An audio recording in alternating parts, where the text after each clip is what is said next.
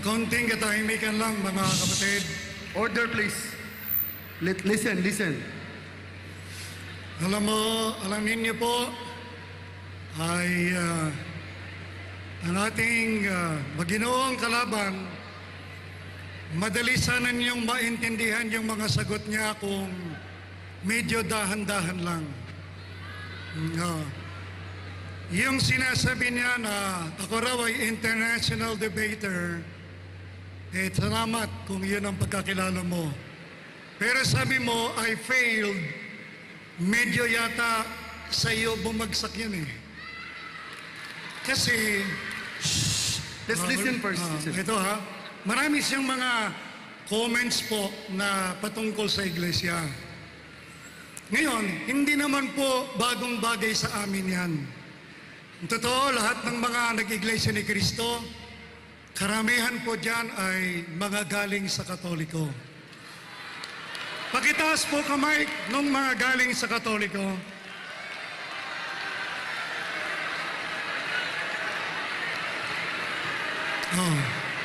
Salamat po mga kapatid. Salamat.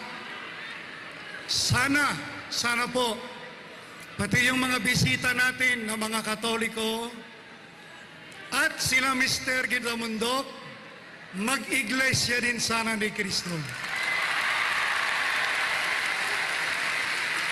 Dahil po kami, hindi mo po kami kaya na kung gumagamit ka ng mga pasugo, kung minsan out of context ang pagkakagamit mo.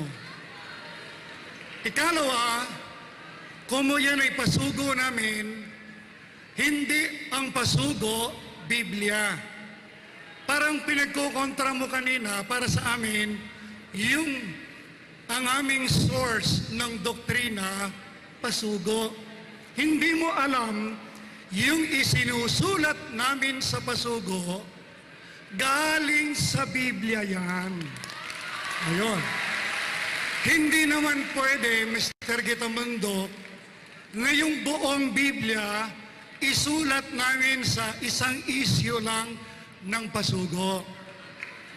Pag magbasa ka ng pasugo, yun pong mga kaibigan pala namin na mga hindi po iglesia, pwede po kayo na bigyan namin ng kopya ng pasugo. Libre po. Bahala kayong makipag-usap sa mga kapatid namin. Makakakuha ko kayo ng pasugo. Ngayon, halimbawa, meron po siyang sinabi na binasa niya, na sabi raw ni kapatid na Manalo, do not believe in Manalo, but believe in the Bible. Tama yun eh. Oo. Dahil sa hindi naman si kapatid na Manalo ang may-ari ng aral o doktrina na aming itinuturo. Pagka dadalo ka sa doktrina, in case lang, you will listen to our fundamental doctrines with an open mind, ay baka matulad ka rin sa milyon-milyong Pilipino na dati Katoliko, nag-iglesia ni Kristo. Hindi namin sila pinilit. Yung mga taong yan na nag-iglesia ni Kristo, dumaan po yan sa pag-aaral. Kaya, halimbawa, nag-aaral na sila sa amin at meron silang gustong itanong, sasagutin namin kung yung tanong ay sa Bible, sa Biblia namin babasahin. Kasi, yun ang itinuro sa aming paraan ni kapatid na Manalo. Ayun. Si kapatid na Manalo, wala siyang itinuro na sariling aral o doktrina. Wala. Pero, huwag kang magagalit, kanina binabago mo yung nakasulat sa Biblia. Ang tanong ko sa iyo kanina, doon sa unang Timoteo 4:3, ano ba ang bawal kainin? Ang ipinipilit mo, dugo. wala ka namang mababasang dugo doon eh. Ang mababasa mo, pakibigay mga sa akin yung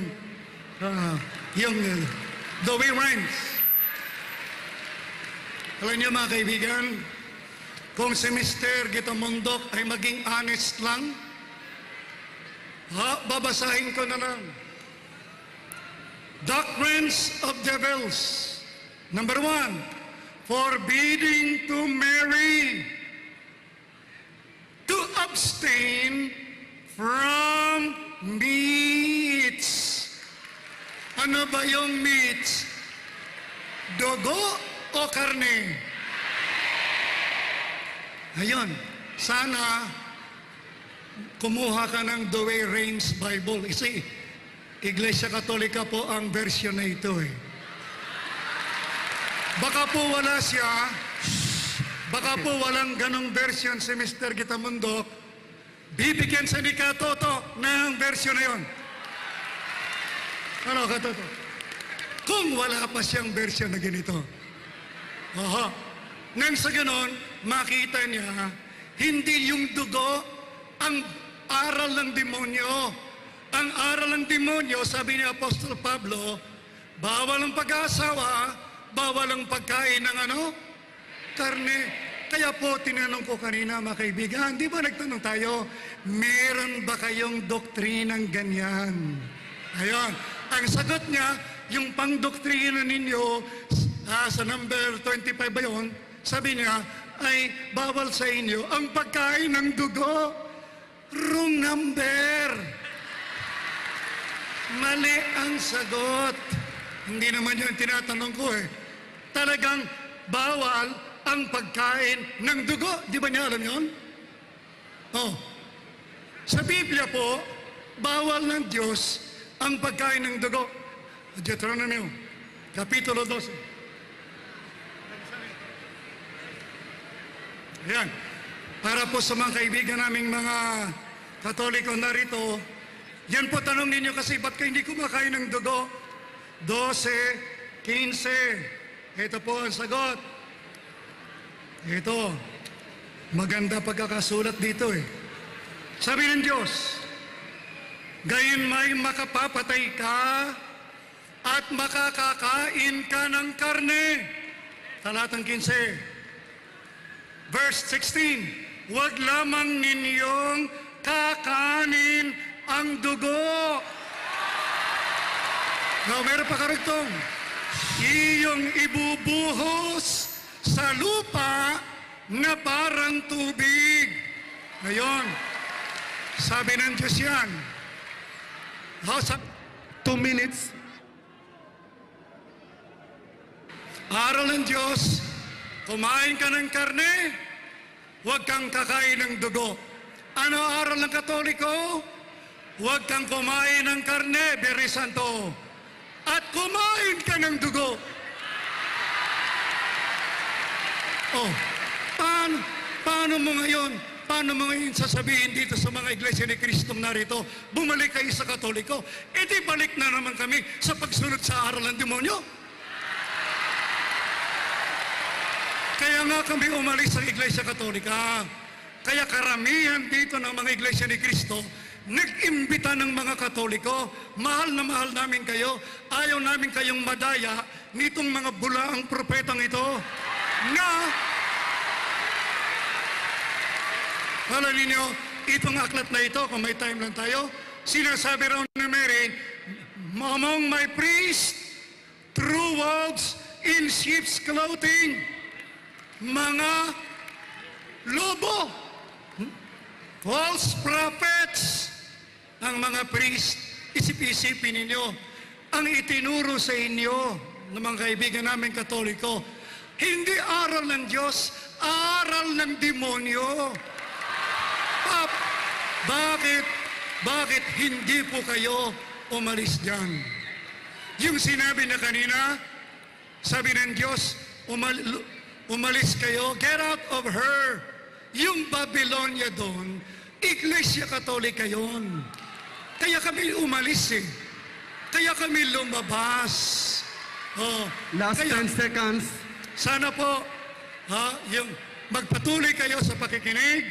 Welcome kayo sa Iglesia ni Cristo. Thank you. Thank you. Time. Thank you very much.